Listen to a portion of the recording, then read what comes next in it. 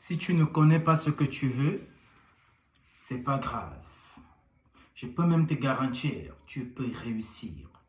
Beaucoup plus mieux même que celui qui connaît ce qu'il veut dans la vie. Attention, à une seule condition. Que tu saches exactement ce que tu ne veux pas. Alors dans cette vidéo, je vais vous parler de 3 types de business qu'il ne faut pas lancer. Si vous voulez aller à un autre niveau, si vous voulez aller à un certain niveau dans l'entrepreneuriat. Parce que ces business, selon mon analyse, je pense que ces business vont plutôt ralentir le processus au lieu de l'accélérer. Alors avant de commencer, les gars, qui suis-je? Mon nom c'est Zoazoa. Ici, je crée du contenu qui cadre avec le développement personnel, qui peuvent t'aider à débloquer certaines situations compliquées, difficiles, que tu rencontres souvent au quotidien. Alors, si ce genre de vidéo te plaît ou alors te parle, n'hésite pas à me laisser un like, de me dire peut-être ce que toi tu penses des 3 types de business que je vais citer ici, dans les commentaires. Laisse-moi un like, si possible. Si tu n'es pas encore abonné, les gars, abonne-toi. Ici, on essaye de se brancher. Alors, sans plus tarder, voici 3 types de business, selon mon analyse, que je pense il ne faut pas lancer lorsque tu veux atteindre un certain niveau dans l'entrepreneuriat. 1. Mais avant de commencer, attendez, j'insiste d'abord. Je ne suis pas économiste. Je n'ai pas fait non plus économie. Alors voici 3 business qu'il ne faut pas lancer si tu veux atteindre un certain niveau dans l'entrepreneuriat, selon moi. 1. L'immobilier. Surprenant, n'est-ce pas? Attention, ne tirez pas directement sur moi. L'immobilier. Mais ça dépend du type d'immobilier. Je ne tire pas ici sur toute sorte d'immobilier. Non. Je vais parler d'un cas particulier. Des gens qui prennent de l'argent pour construire des maisons, pour les mettre en location. Selon mon analyse, je pense que c'est un investissement qui, normalement, n'a pas droit de voir le jour pour une personne qui veut aller non seulement rapidement, mais patiemment aussi. Parce que tu peux aller rapidement, mais étant patient. Mais je pense que l'immobilier, pour une personne qui prend de l'argent, son propre argent, je ne parle pas de quelqu'un qui va prêter peut-être de l'argent dans une banque pour venir investir, pour venir construire peut-être une maison qu'il va mettre en location. Ce n'est pas de ça que je parle. Je parle d'une personne qui a compris que l'immobilier donne de l'argent, alors il prend son propre argent, il investit dans la construction d'une maison qu'il va mettre en location. Pour moi, je pense que c'est un investissement qui n'a pas vraiment le droit d'avoir lieu pour une personne qui veut vraiment aller non seulement rapidement, mais aussi loin dans l'entrepreneuriat. Pourquoi je le dis? Parce que nous allons prendre un exemple simple. Si une personne doit construire par exemple une maison de 50 millions, un immeuble de 50 millions, supposons que cet immeuble de 50 millions aura peut-être, prenons, je ne sais pas, 5 appartements à l'intérieur qui sont à louer. 5 appartements qu'il va faire peut-être louer à 100 000 francs le mois, un appartement. Vous êtes d'accord avec moi? Si on multiplie 100 fois 5, ça fait 500 000. Maintenant, combien de temps il va mettre pour pouvoir récupérer non seulement son investissement avant maintenant d'entamer le processus de bénéfice? Parce que pour moi, ça c'est la base dans l'entrepreneuriat. Pour une personne vraiment qui veut accélérer dans l'entrepreneuriat, il doit tenir compte de 2 choses. 2. 1. Il doit tenir compte du temps. Du temps que le business qu'il a mis sur pied doit mettre pour pouvoir lui rapporter le profit. Ça veut dire que il doit tenir compte de l'argent qu'il a mis et du nombre de temps que ce business met pour pouvoir rembourser d'abord son argent et aussi le bénéfice qui découle après ce retour, en fait, le retour sur investissement. Donc pour moi, je pense que la marge de temps entre l'investissement et le bénéfice qu'il doit récolter est très grande. C'est une marge de temps très grande. Donc il faut tenir compte de deux choses dans l'entrepreneuriat. Il faut tenir compte du nombre de temps que le business doit mettre pour avoir un retour sur investissement. Ça, c'est les deux notions. Il faut tenir également compte du taux du bénéfice. En fait, le taux de bénéfice tout simplement. Donc, combien est-ce que ça doit rentabiliser? Combien est-ce que mon business doit rentabiliser en quel nombre d'années? Ça, c'est pour moi. Je pense que c'est la base pour toute personne qui veut entrer dans l'entrepreneuriat. Donc, vous êtes d'accord avec moi. Si quelqu'un investit, par exemple, 50 millions dans un immeuble,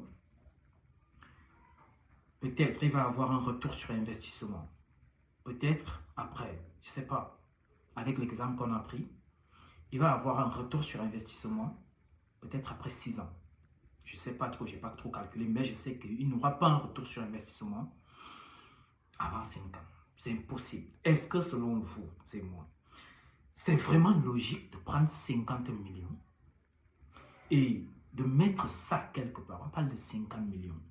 Mettre ça quelque part et attendre à avoir un retour sur investissement après 6 ans. Pour moi, je pense que c'est un truc qui n'a pas de sens. Donc, ça, c'est le premier business qu'il ne faut pas lancer. J'ai bien souligné, je ne parle pas d'une personne qui prend de l'argent à la banque, donc qui travaille avec l'argent de quelqu'un.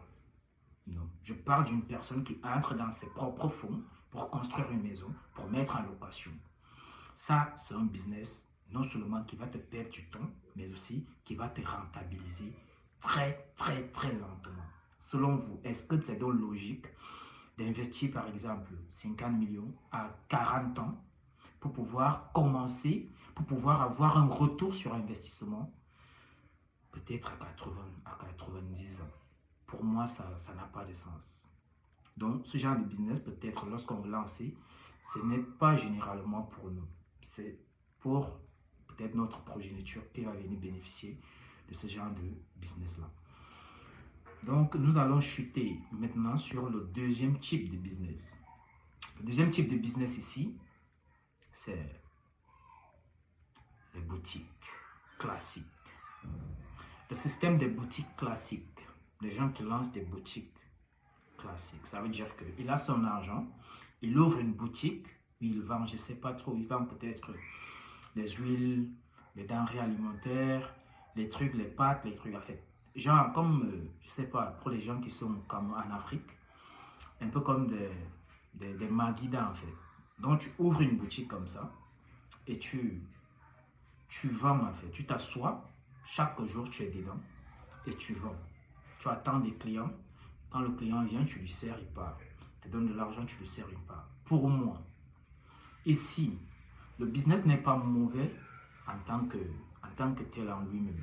Comprenez très bien la partie ici. Parce que un business que tu lances, si ce business n'est pas connecté avec ta stabilité émotionnelle, ça veut dire ta stabilité émotionnelle, je veux dire ceci, je veux dire que la stabilité émotionnelle doit découler de ce business-là. Donc, tu dois être content d'exercer dans ce business. C'est ça qui va faire que même lorsque le business aura tendance à stagner, tu ne vas pas voir ça comme une punition. Tu vas plutôt voir ça comme un challenge à surmonter, comme un jeu. Yeah, c'est le mot, comme un jeu. Genre, tu prends du plaisir dans la difficulté de ton business que tu as lancé. Et ici, c'est ce petit instant-là qui est mis en jeu. Pourquoi? Parce que il faut comprendre une chose. Et là, si vous êtes mon abonné, voici un truc que je vais vous donner, une pépite. Il faut privilégier les business où vous devez vous déplacer en longueur de journée. C'est une pépite. Privilégiez les business où vous devez vous déplacer en longueur de journée. Ça a une énergie particulière. Parce que c'est là que le business de boutique classique, j'insiste sur classique, va trébucher. Pourquoi? L'humain, l'être humain, c'est un être qui a été construit, qui a été fait pour être mobile. Pas pour être mobile, ouais. Pas pour être immobile. C'est ça qui fait notre différence entre les arbres et les humains. Donc, à partir du moment où tu te retrouves dans une situation, dans un business où tu dois être tout le temps immobile, je te jure et je te promets, tu vas constater quelque chose. Au fur et à mesure que le temps va passer, si tu as même tenu, au bout d'1 an, tu vas commencer à tu vas commencer à ne plus sentir l'énergie. L'enthousiasme va partir parce que tu auras comme impression que ça stagne, ça manque d'énergie en fait. Plus tu bouges, plus tu es dans l'énergie. C'est juste ce que je peux vous faire comprendre ici. Donc ici, la partie qui va faire chavirer le business des boutiques classiques, c'est beaucoup plus la partie émotionnelle. L'énergie entre qui relie ton bien-être et l'évolution de ton business sera perturbée. Et c'est là que la faille va venir pour qu'il y ait un problème. Donc, selon moi, voilà donc le deuxième type de business qu'il ne faut pas lancer pour une personne qui veut aller à un certain niveau, bien évidemment étant patient, mais avec une stratégie bien puissante. Le troisième type de business qu'il ne faut pas lancer lorsque tu veux aller rapidement dans l'entrepreneuriat, mais étant patient, mais alors avec une stratégie établie. Soyez très attentifs. C'est la vente de ton temps contre de l'argent.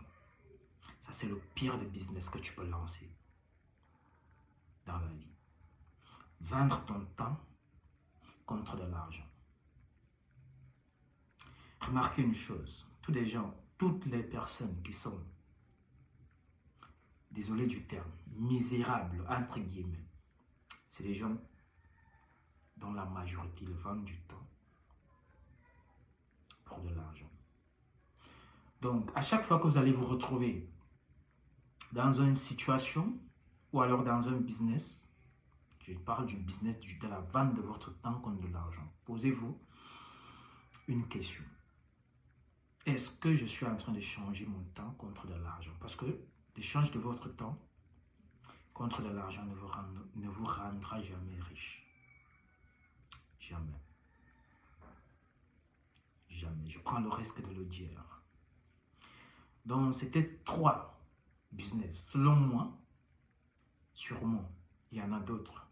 Mais je parle ici des 3 business qui me sont venus à l'esprit, selon moi, qu'il ne faut pas du tout lancer si vous voulez vraiment pull up dans l'entrepreneuriat, comme on dit.